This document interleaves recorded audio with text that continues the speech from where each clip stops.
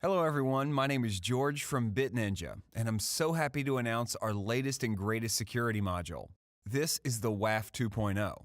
Yes, this is a completely rewritten version of our web application firewall.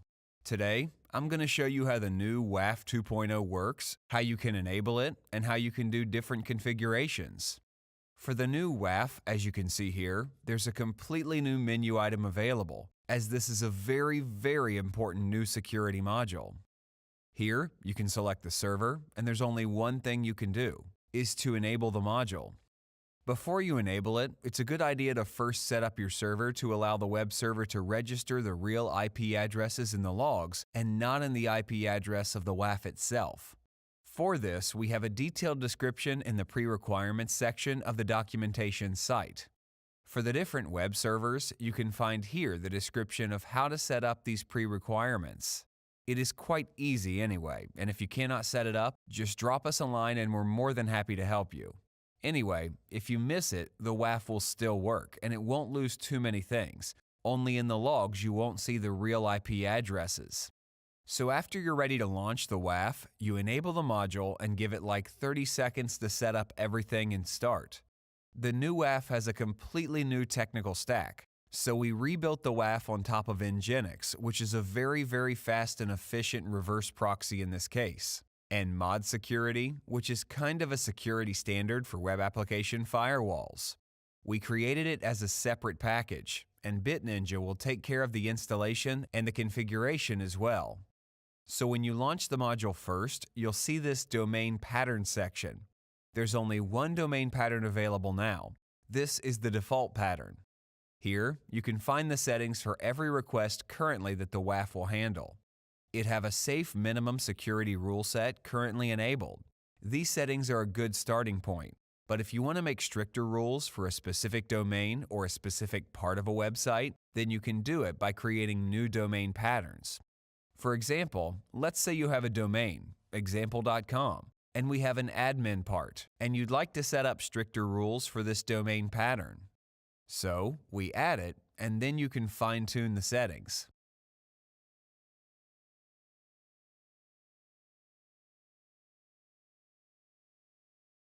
I can choose to disable the WAF for this domain pattern, or I can say I'd like to lock down the whole domain pattern.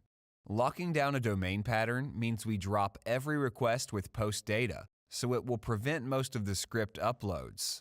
And in case of a very, very infected site, if you don't have time to clean it, you can still lock it down so you'll prevent further infections and spam sending and other activity, but you still keep it up as a read-only version of the site. About the actions, I can choose the active protection, so challenge the visitors with a CAPTCHA if a rule is fired, or only log every request that is triggered.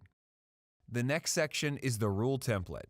You can choose to set up your own rules, and you can even have your own rule templates. But during the alpha tests, we realized that picking the right rules is even not that easy, because you have to learn a lot about these rules. Which one is good for what kind of attacks, what they're for, which one to enable or disable. So that's why we decided to create a couple of predefined configurations of these rules. So you can simply say, okay, I'd like to apply medium strictness for this domain pattern. Or, I want strict rules to be applied, but you can still fine-tune the rules if you want to. It's up to you.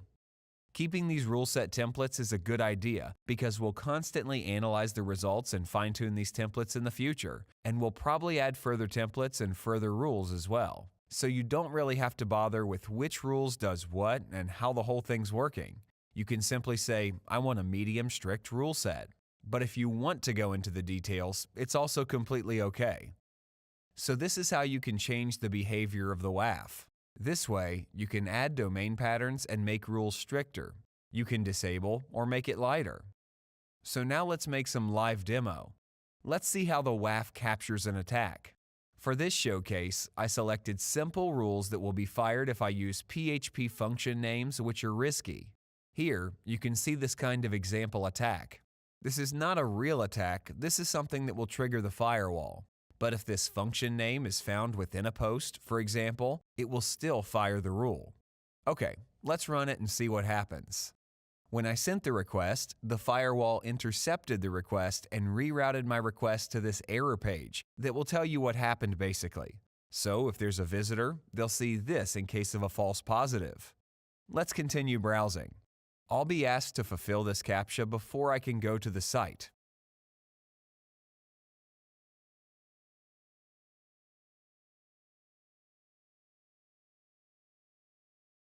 Exactly.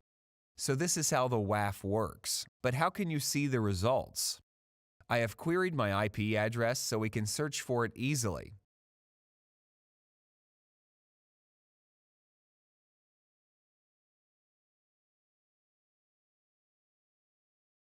And boom, here it is. This is the incident log of the previous WAF attack simulation. And here you can see all the logs generated by Mod Security and registered and saved by BitNinja. And here you can even see the rule ID and the name of the rule.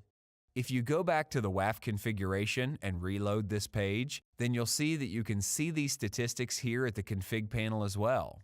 So this whole pattern was triggered 3 times, and 3 times it was false positive, as I entered the CAPTCHA validly, so it counts as a false positive.